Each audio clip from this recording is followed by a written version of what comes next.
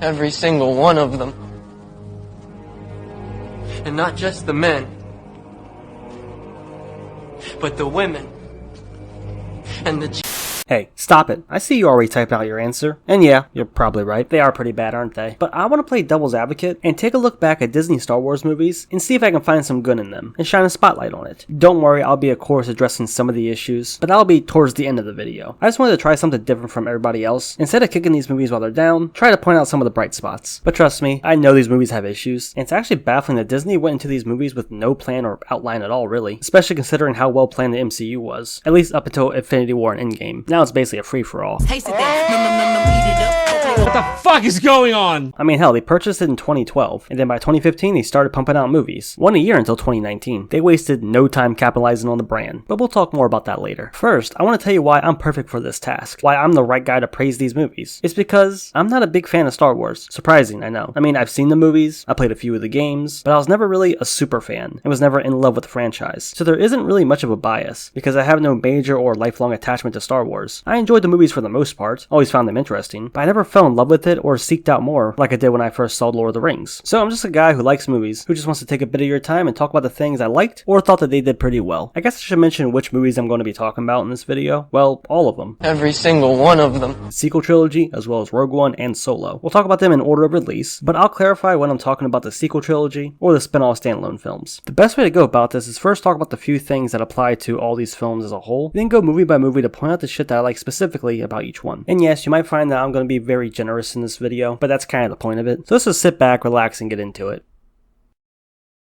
And if you think you're going to go into the movie and recapture your childhood, you're setting yourself up for disappointment. So the best place to start is to mention all the things that these movies do well, the sequel trilogy and the spin-offs. So let's get these out of the way first. And yeah, it's going to be some pretty obvious shit, but it's still worth mentioning, so stick with me. So when it comes to the stuff like the visual effects, the production designs of the sets and costumes, the cinematography, the CGI, basically all these movies look pretty damn good in that regard. Nothing really looks cheap, and the special effects are top notch. And not to mention, there are some awe-inspiring shots that have a huge scale and feel epic and look awesome. So without a doubt, these movies look good. Which shouldn't be a surprise because they had huge budgets and basically unlimited resources because they got that Disney money. So they don't look cheap at all and they fit pretty well in the Star Wars universe. Not everything, but most of it fits pretty well. And the music, of course, for all these films are good. I don't think they ever get as epic or memorable as the original trilogy, but they're still pretty great in their own regard. John Williams came back to do the sequel trilogy, while Michael Giacchino did Rogue One and John Powell did Solo. And they all did a really good job. Score, the soundtrack, the music, whatever you want to call it, it's some good stuff. The situation is kind of similar to the Hobbit films music versus the Lord of the Rings films.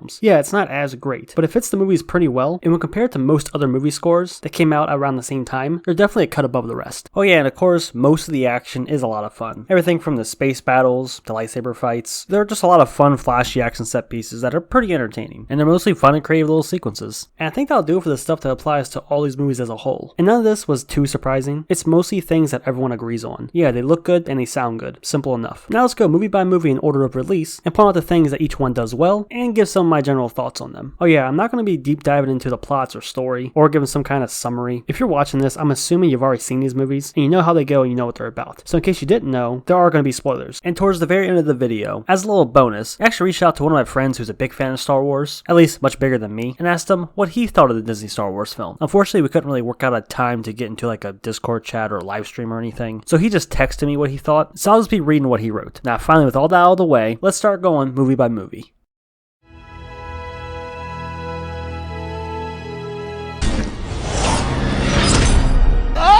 Ray caught it? First up is 2015's The Force Awakens, directed by J.J. Abrams. I think this one introduced some pretty decent ideas, but my favorite is the idea of Finn's character, giving us a glimpse of a stormtrooper's perspective. I mean, we all know this isn't handled that well in future films, but in this one, I thought it was an interesting concept and storyline that they introduced here. Oh yeah, and everything between Finn and Poe is just fucking great. These two are so much fun on screen, and easily the most entertaining characters. Hell, I wish the movie was actually about them and their journey. Yeah, they're both easily my favorite characters. But another character I thought was introduced decently well was Kylo Ren. Again, they dropped the ball on him later on, but similar to Finn, I like the concept of the character. He's the son of Han Solo and Leia, therefore making him the grandson of Darth Vader. And while training with Luke, he succumbs to the dark side, betrays Luke, and joins Snoke instead. I thought he made for a pretty decent villain and had a decent setup. Also, Adam Driver is great. I'll watch him in anything. Keep driving, you black spear chucker piece of shit! Weird, I don't remember this part of the movie. Anyway, I feel the same way with Snoke for that matter. We don't know much about him at all, so I was curious about where he came from and how powerful he actually was. Because he trains Kylo Ren, so he's got to have a history with the Jedi and the Sith. I really want to know what his story was. But again, like the last two things we just mentioned, it doesn't really go that well in future films. But here, he definitely had my intrigue. Another good thing is going to all these different planets filled with different alien life. They really were some cool looking locations, and it showed us some different parts of the galaxy. It's a very small thing, I know, but I like seeing all these different locations. Really help expand the galaxy. And I guess I'll mention that the Easter eggs, references, and legacy characters from the original trilogy were a neat addition. I wish they were handled better, of course. But seeing Han Solo, Chewie, and Leia, and Luke at the very end was admittedly pretty cool. It's easy nostalgia bait without a doubt, but I wasn't too upset about it, and plus we're being positive in this video. So I'm being generous in saying that I did enjoy seeing them again. So overall, I think it's a fine, okay, watchable movie. But that's mainly because it's just essentially A New Hope again. It takes the same basic structure and plot beats as A New Hope, and just changes characters and locations. Sure, it does introduce a few new things, like Finn, but it's really just the first movie again, with a new coat of paint. And that's why I think a lot of people like it. It's very familiar and pretty safe. I mean, it even uses similar transition and editing techniques like the original films. So it doesn't really tread new ground, and only introduces a few new things. And I think that's what J.J. Abrams was going for. A safe experience that feels like a throwback to the originals, but it's easy enough for newcomers to get into it. I mean, it's basically what he did with Star Trek. It's J.J. fucking Abrams. Everyone saw Star Trek and went, so there, that was Star Wars. I was the only person who did not lose my mind over that Star Trek reboot. So in the end, I found it to be an okay movie, even if it was very familiar. Remember Chewbacca again? Oh, I love to remember Chewbacca.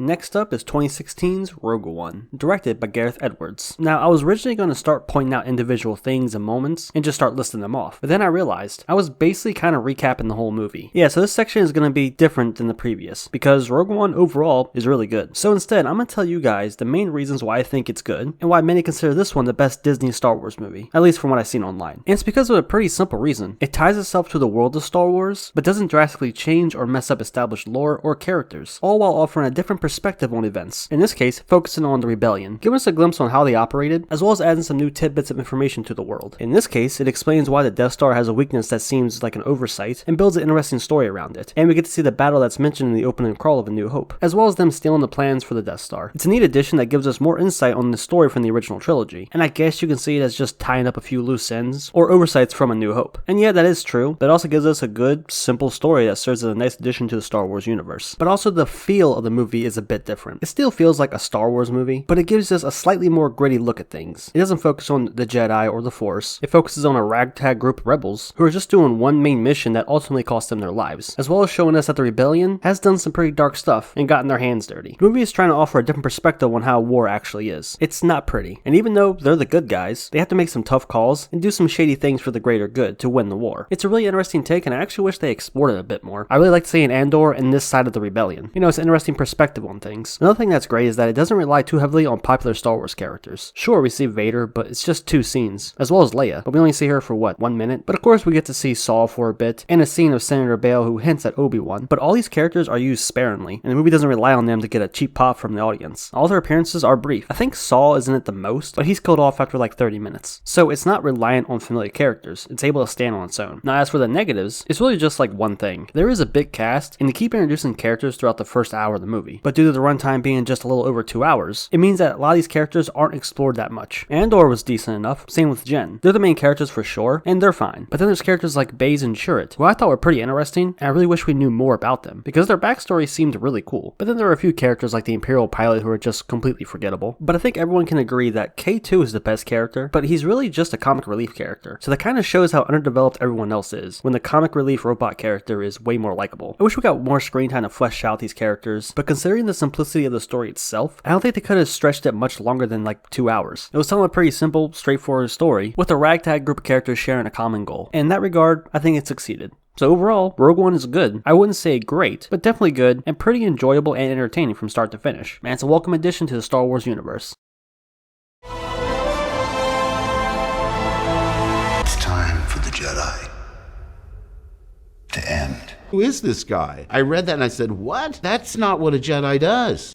Oh boy, time for the Soul Crusher. The Last Jedi. Released in 2017, written and directed by Rian Johnson. And boy, did this one set the internet on fire. So let me get this out of the way first. Rian Johnson set out to subvert expectations when he was writing and directing this film. And safe to say that he did an A+ job in that aspect. Though the execution and the final product were a bit subpar, to put it lightly. Not to mention most of the stuff that was set up in The Force Awakens were met with a pretty disappointing outcome here. All those mystery boxes, as J.J. Abrams put it, led to basically nothing. I guess that was part of the subvert expectations thing. Well, I mean, he subverted them so hard that even Mark Hamill had no idea what the hell he was doing. That's not what a Jedi does. But you've heard all that before. You've come to this video to hear some good aspects, so let me do that. But first, I'll reiterate and say that I see what Rian Johnson was going for. I can understand wanting to surprise the fans and give them something completely different, something they couldn't really see coming, so I get that. And I appreciate that he didn't go the easy route and just repackage the same story from Empire Strikes Back. But ultimately, many fans just didn't like this direction. And myself personally, though I didn't hate all the stuff here as much as many others do, I'm still not a fan of the overall package or the creative decisions made. But let's go ahead and get into the shit that I did enjoy. So Finn and Poe are still as likable as always, even though the writing isn't that great. They're played by some really good actors, who are at least able to make things entertaining when they're on screen, despite the subpar material. So Finn and Poe, always like seeing them. Also, Finn beating Phasma was kinda cool, even though it really wasn't that long of a fight, and that whole subplot didn't get that much attention in this film. But regardless, it was kinda satisfying to see. And seeing Yoda again was a really good treat. It was nice to see that he put Luke back on the right track, and seeing them interact with each other was just really nice. It's a very short scene, but it's honestly one of the most enjoyable moments. And we get to see the ever-wise Yoda again, which is always a good thing. Now, surprisingly, Kylo Ren is actually the most interesting character here. I mean, he has an actual goal, and I'm way more interested in his inner struggle than just about anything else in the movie. I'm more invested in seeing his inner conflict than I am seeing Rey train as a Jedi. I feel like his character is a bit too whiny here, but regardless, I think he's still a bright spot. And honestly, I just like seeing Adam Driver. I don't really care what he's doing, he's always a joy to see. One of the finest, if not the finest of his generation.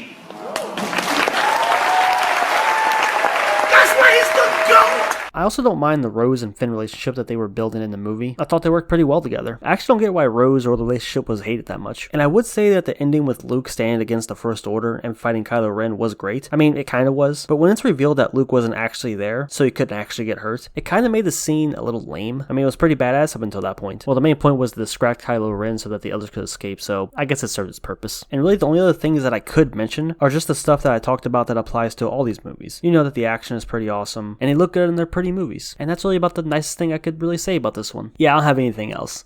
If I can describe this movie in one word, it's frustrating. The direction they took with Luke is just sad to see, and the reveals and the answers that were set up in the previous movie led to some pretty lackluster outcomes, as well as the confrontation with Snoke, very underwhelming. Also, most of the humor here just fucking sucks, and it feels out of place. This was in 2017, if I had to guess, Disney saw that people didn't mind the humor that was in their MCU films, so they decided to interject some of that into The Last Jedi, and it just doesn't fit, or at least most of it doesn't work for me personally. Yeah, I really don't have much else to say. Not a whole lot that I really liked here, and I appreciate the effort and the attempt from Rian Johnson, but I'm not a fan of the final product.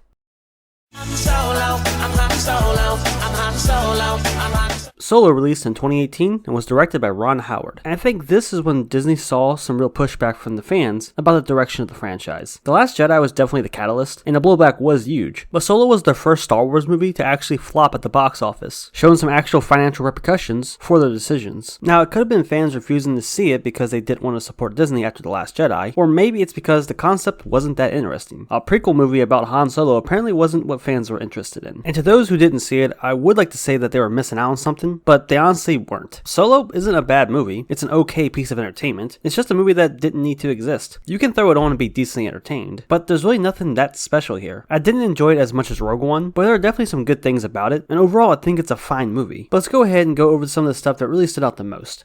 So most of the cast and characters are fine and pretty entertaining. My favorite is Woody Harrelson, but that's no surprise, because he's always likable and entertaining in just about every role. Kind of like Donald Glover. I thought he was fine as Lando, but I think he's a really good actor, so I just personally like seeing him regardless. Though possibly one of my favorite scenes is when Han and Lando are playing cards, and Han is trying to hustle to win Lando's ship. It was a very small scene, but I thought it was a lot of fun. And I like seeing Han and Chewie build a relationship throughout the movie, and from the jump as soon as they meet, they work really well together. Just everything between Han and Chewbacca was just a joy to see. And then making their escape after they pull off that heist through through the giant space storm and run into that giant monster was probably one of my favorite sections of the whole movie. Visually, it was cool as hell, and honestly, just a lot of fun. And just in general, I like seeing a different perspective in this universe. Instead of the Jedis or the Rebellion, we get to see the criminal underbelly, and it's a decent shift that shook things up from other Star Wars films. It was pretty cool to learn about the other criminal factions that operate. I wish they dive a bit more into it, but overall it's not that bad, and I like seeing another look at the Star Wars universe. Oh, I guess I should talk about that Darth Maul scene towards the end. It was okay, I guess. It was cool to see him, but I'm pretty certain this isn't going to be followed up on because Disney is shifting their attention to more shows than movies, so I really don't know if they're going to continue this story, because there are a few loose ends here, and this scene in particular sets up something that I'm not sure will be followed up on. Pretty cool scene though nonetheless.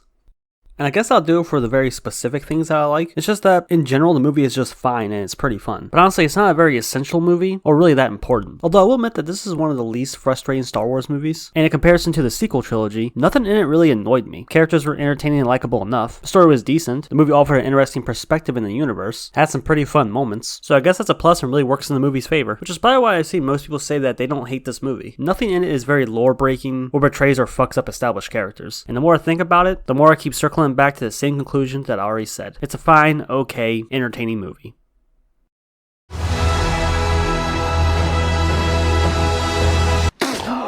Finally, we've come to the end. Star Wars Episode 9, The Rise of Skywalker. For this installment, they brought back J.J. Abrams to direct, and I guess course correct from The Last Jedi. There were efforts here to change a few things that were revealed in the previous movie, as well as address some complaints about Rey as a character, as well as some other general complaints, and then of course try to come up with some sort of ending for this new trilogy. I mean, for example, people said that Rey was too strong in the last two movies, so here's her training for a little bit. The humor was a bit too goofy in The Last Jedi? Okay, we dialed it back a bit, but only a little bit. Not a fan of the Rose and Finn relationship? Don't worry, it's barely even here. Snoke was a wasted antagonist? Don't worry, we got Palpatine back. You like Palpatine, right? Oh, Rey's parents weren't actually nobodies. She's really a Palpatine. See, isn't that much cooler? You know, it's stuff like that. It's all just so fucking weird watching these movies back to back. Like I mentioned in the very beginning of this video, Disney didn't have a clear goal or outline for these films, and basically made them up as they went, which reflects in the final product, which is why each one feels so different from each other, despite the fact they're supposed to be one continuous story. It's like you got The Force Awakens, which is a safe retread of A New Hope, then The Last Jedi, which was made to completely subvert expectations, and to go in a direction that no one expected. Then you got The Rise of Skywalker, which is half damage control and retcons, with a bunch of plot convenience and a lackluster conclusion. The shit gives me whiplash. You are a worthless, friendless,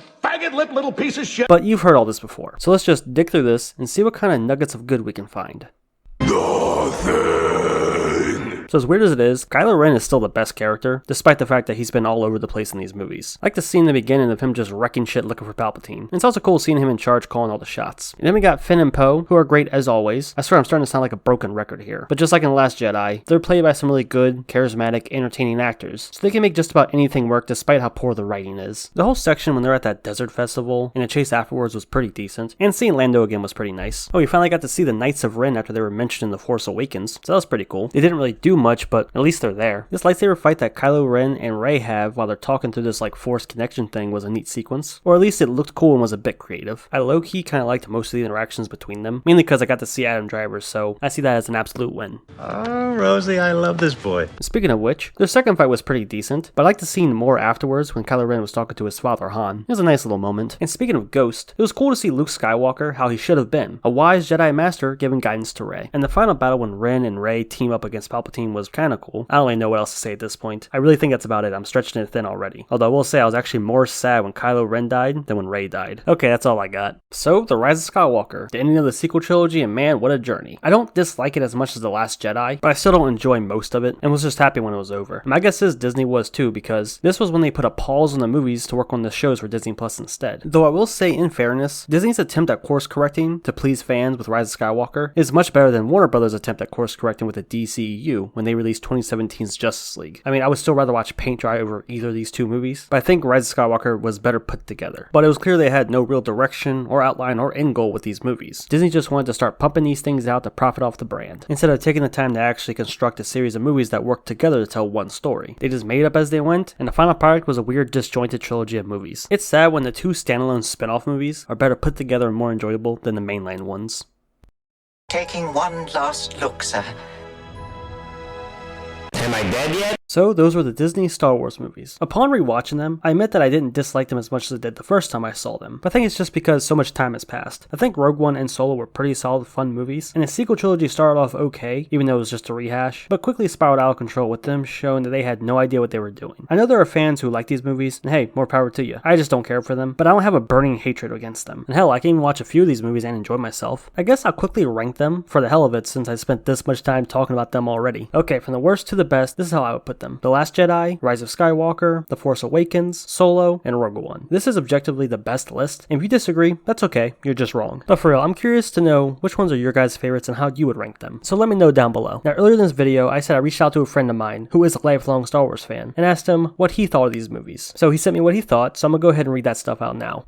Rogue One, in my opinion, was one of the best Star Wars films, and had no reason to going that hard. It really showed the dark, gritty side that normally we don't see, and was really amazing in my opinion. The cast was all great, the pacing was well, and the characters were likable, and you genuinely felt sad as the whole cast was killed. The guy that played Krennic was a good actor, and played a great role. He also played the bad guy in that movie Ready Player One, which I love. Solo was okay. The origin story was meh, but the guy playing Han was not that great. If you go into it watching Woody Harrelson, it's an okay movie, basically a space pirate movie. The characters didn't 100% seem like themselves. Like Han felt like a man begging for a chance, and mostly banking off luck to get him through encounters. And Lando felt more like a playboy than anything. They had so much potential to expand the Crimson Dawn crime syndicate created by Darth Maul, and it didn't go anywhere. That post-credit scene with Maul had me begging for more. As for the sequels, they were okay, but they introduced a lot of plot holes, and it felt like a Disney movie where Ex Machina would kind of give them the answers they would need, or just in general drive the plot. Like Rey was an okay character, but like why is she a Palpatine? You tell me Palps as a clone impregnated someone with the Force? Also, why did Kylo and Rey have that connection? It made no sense. And why build up Snoke as a really powerful Sith, but kill him instantly? And by something he would have sensed. Like what the fuck? The Last Jedi just felt like an adventure movie, where the whole movie revolves around Finn having an adventure with Rose, which I don't get the hate for her. Like I feel people don't have humanity anymore. Like how everyone was so mad at Star-Lord for waking Thanos up, because he killed the only thing Peter ever loved since his mom died. Rose loved Finn, and didn't want him to be gone, so she stopped him from sacrificing himself, which yeah, kinda makes a lot of the death that happened pointless, but it was out of love. The way they portrayed Luke in the sequel trilogy is horrible. They made him be this man who would kill an innocent kid because he has some dark in him. That's not who Luke was. He was the truest Jedi since Qui-Gon, so it made this dark side of him given into the fear of the dark side make no sense to a character so balanced and calm and collected. The movies Disney have done with Star Wars are okay at best, but the money is there, and there is proof that it can be done well. And then he goes on to praise the shows and think that they're pretty good. I just wanted to read that to get a perspective on what someone who actually loves Star Wars thinks. I'm pretty aware that he's more generous than other fans I've seen, but I thought it'd be interesting nonetheless.